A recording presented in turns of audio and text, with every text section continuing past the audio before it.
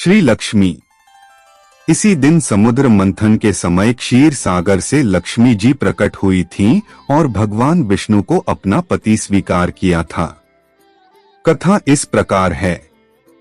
एक बार भगवान शंकर के अंशभूत महर्षि दुर्वासा पृथ्वी पर विचर रहे थे। घूमत घूमते वे एक मनोहर वन में गए। वहां एक विद्याधर सुंदरी हाथ में पारिजात पुष्पों की माला लिए खड़ी थी। वह माला दिव्य पुष्पों की बनी थी। उसकी दिव्य गंध से समस्त वन प्रांत सुवासित हो रहा था। दुर्वासा ने विद्याधरी से वह मनोहर माला मांगी। विद्याधरी ने उन्हें आदर पूर्वक प्रणाम करके वह माला दे दी। माला लेकर उन्मत्त वेशधारी मुनि ने अपने मस्तक पर डाल ली और पुनः पृथ्वी पर भ्रमण करने लगे। इसी समय मुनि को देवराज इंद्र दिखाई दिए, जो मतवाले ऐरावत पर चढ़कर आ रहे थे। उनके साथ बहुत से देवता भी थे। मुनि ने अपने मस्तक पर पड़ी माला उतार कर हाथ में ले ली। उसके ऊपर भौरे गुंजार कर रहे थे। जब देवराज समीप आए तो दुर्वासा ने पागलों की तरह वह माला उनके ऊपर फेंक दी। देवराज ने उसे ऐरावत के मस्तक पर डाल दिया। ऐरावत ने उसकी तीव्र गंध से आकर्षित हो सूंड से माला उतार ली और सूंघकर पृथ्वी पर फेंक दी। यह देख दुर्वासा क्रोध से जल उठे और देवराज इंद्र से इस प्रकार बोले, अरे ओ इंद्र, ऐश्वर्य के घमंड से तेरा हृदय दूषित हो गया है। तुझ पर जड़ता छा रही है, तभी तो मेरी दी हुई माला का तूने आदर नहीं किया है। वह माला नहीं, श्री लक्ष्मी जी का धाम थी।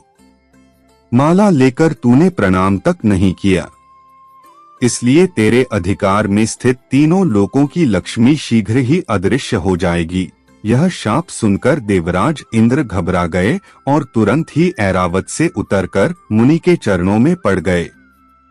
उन्होंने दुर्वासा को प्रसन्न करने की लाख चेष्टाएं की, किंतु महर्षि टस से मस न हुए। उल्टे इंद्र को फटकार कर वहां से चल दिए। इंद्र भी ऐरावत पर सवार हो अमरावती को लौट गए। तब से तीनों लोकों की लक्ष्मी नष्ट हो गई। इस प्रकार त्रिलोकी के श्रीहीन एवं सत्वरहित हो जाने पर दानवों ने देवताओं पर चढ़ाई कर दी। देवताओं में अब उत्साह कहाँ रह गया था। सबने हार मान ली। फिर सभी देवता ब्रह्मा जी की शरण में गए। ब्रह्मा जी ने उन्हें भगवान विष्णु की शरण में जाने की सलाह दी तथा सबके साथ वे स्वयं भी क्षीरसागर के उत्तर तट पर गए। वहां पहुंचकर ब्रह्मा आदि देवताओं ने बड़ी भक्ति से भगवान विष्णु का स्तवन किया।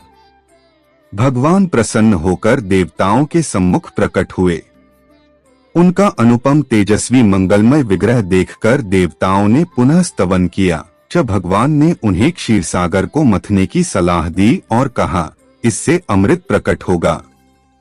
उसके पान करने से तुम सब लोग अजरमर हो जाओगे, किंतु यह कार्य है बहुत दुष्कर, अतः तुम्हें दैत्यों को भी अपना साथी बना लेना चाहिए।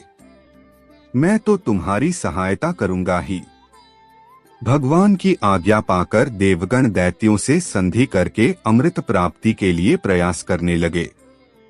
वे भांति भांति की औषधियां लाए और उन्हें क्षीरसागर में छोड़ दिया। फिर मंदराचल पर्वत को मथानी और वासुकी नागराज को नेती रस्सी बनाकर बड़े वेग से समुद्र मंथन का कार्य आरंभ किया। भगवान ने वासुकी की पूंछ की ओर देवताओं को और मुख की ओर दैत्यों को लगाया। मंथन करते समय वासुकी की निःश्वासाग्नि से झुलसकर सभी दैत्य निस्तेज हो गए और उसी निःश्वास वायु से विक्षिप्त होकर बादल वासुकी की पूंछ की ओर बरसते थे, जिससे देवताओं की शक्ति बढ़ती गई। भक्त वत्सल भगवान विष्णु स्वयं कच्छप रूप धारण कर क्षीरसागर में घूमते हुए मंदराचल के आधार बने हुए थे।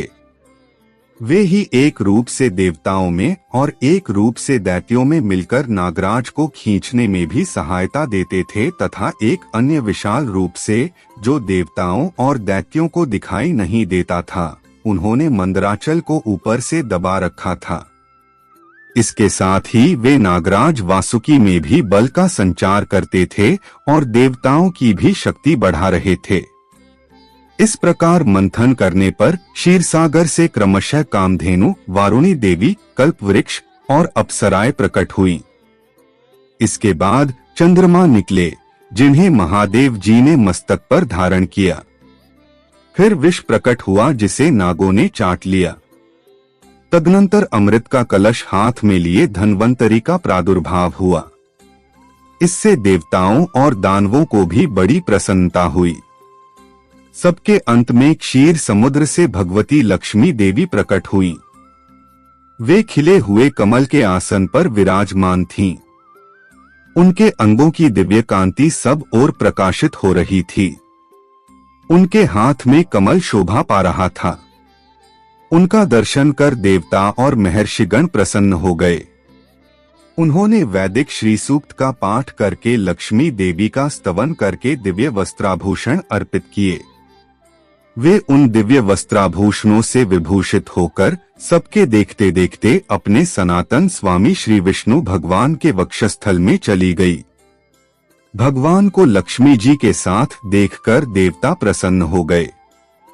दैत्यों को बड़ी निराशा हुई। उन्होंने धन्वंतरी के हाथ से अमृत का कलश छीन लिया, किंतु भगवान ने मोहिनी स्त्री के रूप से उन्हें अपनी माया द्वारा मोहित करके सारा अमृत देवताओं को ही पिला दिया।